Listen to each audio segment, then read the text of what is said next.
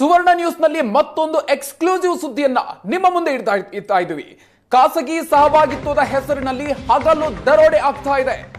ದಾಖಲೆ ಸಮೇತ ಅಕ್ರಮವನ್ನ ಬಯಲು ಮಾಡ್ತಾ ಇದೆ ಏಷ್ಯಾನೆಟ್ ಸುವರ್ಣ ನ್ಯೂಸ್.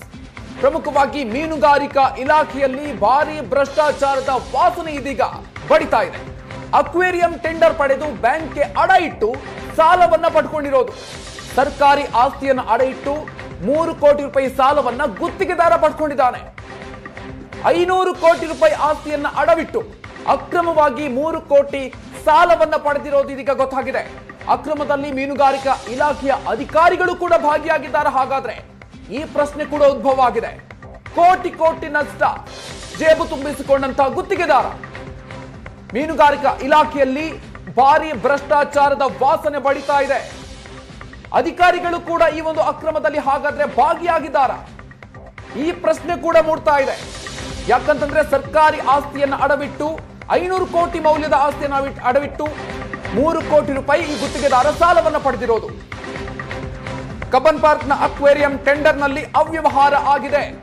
ಖಾಸಗಿ ಸಹಭಾಗಿತ್ವದಲ್ಲಿ ಅಕ್ವೇರಿಯಂ ನಡೆಸೋದಕ್ಕೆ ನಿರ್ಧಾರವನ್ನು ತೆಗೆದುಕೊಳ್ಳಲಾಗಿತ್ತು. ಪಬ್ಲಿಕ್ ಪ್ರೈವೇಟ್ ಪಾರ್ಟ್ನರ್ಶಿಪ್ ನಲ್ಲಿ ಕಂಪನಿಯ ಜೊತೆಗೆ ಸಹಭಾಗಿತ್ವ ಆಗಿದೆ. 2022ರ ಟೆಂಡರ್ ನಲ್ಲಿ ಭಾರಿ ಅವ್ಯವಹಾರದ ಆರೋಪ ಇದೀಗ ಕೇಳಿ ಬರ್ತಾ ಇದೆ. ಅಕ್ವೇರಿಯಂ ನಿರ್ವಹಣೆಗೆ ಟೆಂಡರ್ಗೆ ಅರ್ಜಿಯನ್ನ 3 ಕಂಪನಿಗಳು ಸಲ್ಲಿಸಿತ್ತು.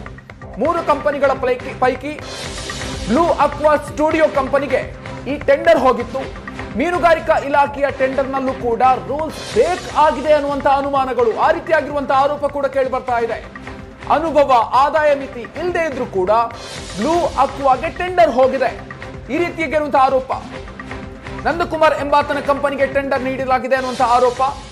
ವರ್ಷಕ್ಕೆ 31 ಲಕ್ಷದಂತೆ 30 ವರ್ಷಕ್ಕೆ ಇಲಾಖೆಯಿಂದ ಟೆಂಡರ್ ಕೊಡಲಾಗಿದೆ. ರಿಪೇರಿ, ಆಧುನೀಕರಣ, ನಿರ್ವಹಣೆಗಾಗಿ ಈ ನಂದಕುಮಾರ್ಗೆ ಟೆಂಡರ್ ಅನ್ನು ಕೊಟ್ಟಿರೋದು. ಟೆಂಡರ್ ಪಡೆದ 2 ವರ್ಷದ ನಂತರ ಅಕ್ವೇರಿಯಂ ರಿಪೇರಿ ಮಾಡಲಾಗಿದೆ.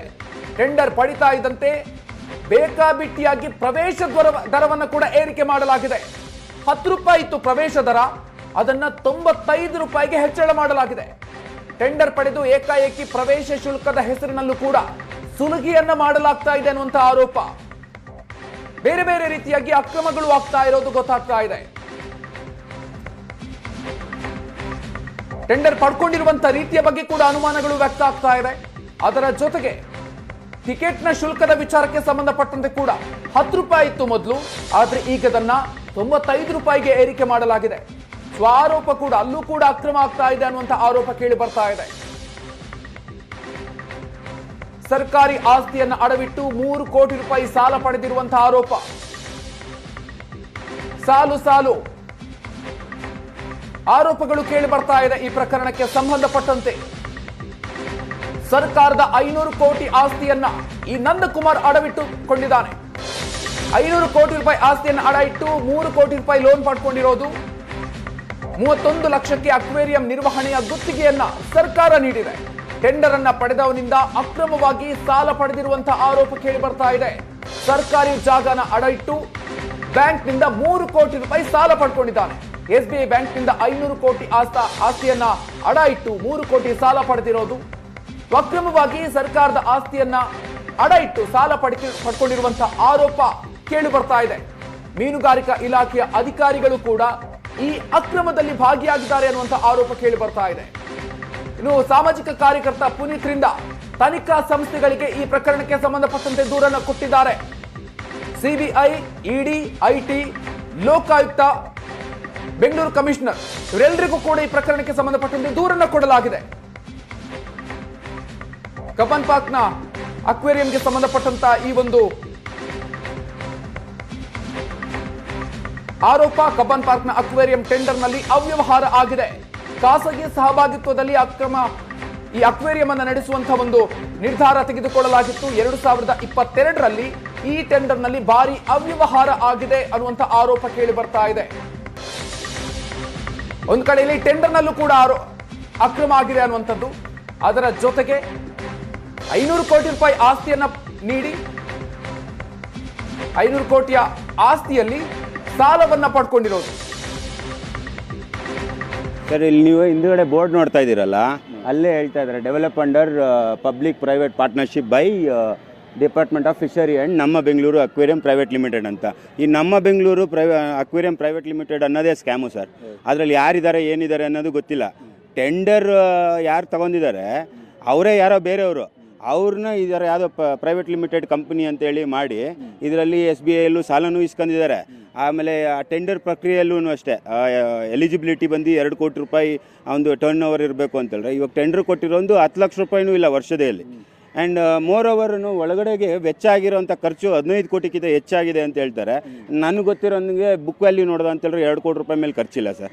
ಆಮೇಲೆ ಇಲ್ಲಿ GSTಗೂ ಇಲ್ಲಿ ಸ್ಕ್ಯಾಮ್ ಆಗಿದೆ. ಇಲ್ಲಿ 15 ಕೋಟಿಗೆ ಏನು ಇಲ್ಲಿ ಬುಕ್ ವ್ಯಾಲ್ಯೂ ಮತ್ತು ಖರ್ಚಾಗಿದೆ ಅಂತ ಹೇಳಿದ್ದಾರೆ. ಅದನ್ನು GSTಲೂ ಮೋಸ ಮಾಡಿದ್ದಾರೆ, ಇನ್ಕಮ್ ಟ್ಯಾಕ್ಸಲ್ಲೂ ಮೋಸ ಮಾಡಿದ್ದಾರೆ.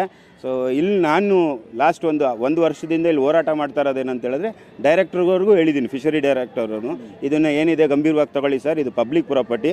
ಆ್ಯಂಡ್ ಮೋರ್ ಓವರ್ ಸರ್ ಅರ್ಥ ಮಾಡ್ಕೋಬೇಕಾದ್ರೆ ಹಾರ್ಟಿಕಲ್ಚರ್ ಅವ್ರದ್ದು ಇದು ಜಾಗ ಇರೋದು, ತೋಟಗಾರಿಕೆ ಅವ್ರ ಜಾಗದಲ್ಲಿ ಇವ್ರಿಗೆ ಯಾರಿಗೋ ಪ್ರೈವೇಟ್ ಅವರು ಕೊಟ್ಬಿಟ್ಟು ಅದು ಯಾವುದೋ 60 ವರ್ಷದ ವಯಸ್ಸಾಗಿರೋ ಒಬ್ಬ ಇಂಡಿವಿಜುವಲ್ಗೆ 30 ವರ್ಷದ ಲೀಸ್ ಕೊಟ್ಟಿದ್ದಾರೆ ಸರ್. ಅವ್ರ ಹೆಸರು ನಂದಕುಮಾರ್ ಅಂತ ಏನೋ ಇದೆ ಸರ್. ಇವಾಗ ಈ ಬಿಲ್ಗಳು ಅಷ್ಟೇ, ನಂದಕುಮಾರ್ಗೆ ಅವ್ರ ಮಗ ಆಗಿರೋ ಅಂಥ ಪ್ರಣವ್ ನಂದಕುಮಾರ್ ಅನ್ನೋನು 15 ಕೋಟಿಗೆ ಬಿಲ್ ಕೊಟ್ಟಿದ್ದಾನೆ, ಅದಕ್ಕೆ GST ಅಂತ ಹೇಳಿದ್ದಾರೆ. ಸೊ ಹಾಗಾಗಿ ಇರೋ ಬರೋ ಡಾಕ್ಯುಮೆಂಟ್ಸ್ ಇನ್ನೊಂದೆಲ್ಲ ಬರೀ ಸ್ಕ್ಯಾಮಿನೇ ಸರ್ ಇರೋದು.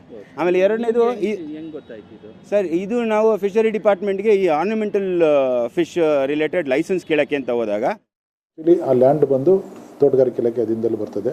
ಬಟ್ ನಮ್ಮ ಅಕ್ವೇರಿಯಮಲ್ಲಿ ನಡೀತಾ ಇತ್ತು. ಅದು ಒಂದು ACS ಮತ್ತು ಡೆವಲಪ್ಮೆಂಟ್ ಕಮಿಷನರ್ ಅಧ್ಯಕ್ಷತೆಯಲ್ಲಿ ಒಂದು ಕಮಿಟಿ ಇದೆ. ಆ ಕಮಿಟಿಯಲ್ಲಿಟ್ಟು ಇದನ್ನೊಂದು PPP ಮಾಡಲ್ಲಿ ಡೆವಲಪ್ ಮಾಡೋಕ್ಕಂತ ಒಂದು ಪ್ರಾರಂಭ ಆಯಿತು. ಅದರ ನಂತರ ನಾವೊಂದು ಐಡೆಕ್ ಅಂತ ಒಂದು ಸಂಸ್ಥೆ ಇದೆ.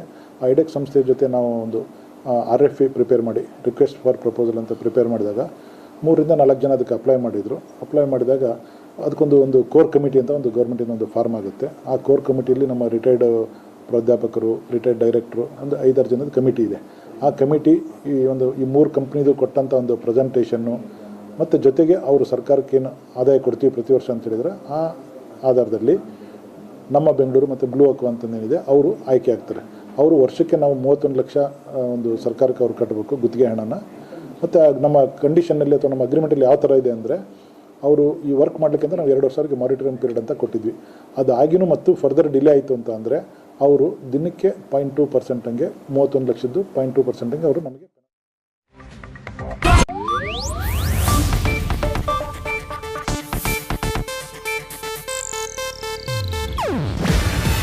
ಇದು ಏಷ್ಯಾನೆಟ್ ನ್ಯೂಸ್ ನೆಟ್ವರ್ಕ್ ಪ್ರಸ್ತುತಿ. ನೀವು ನೋಡ್ತಿದ್ದೀರಾ ಏಷ್ಯಾನೆಟ್ ಸುವರ್ಣ ನ್ಯೂಸ್.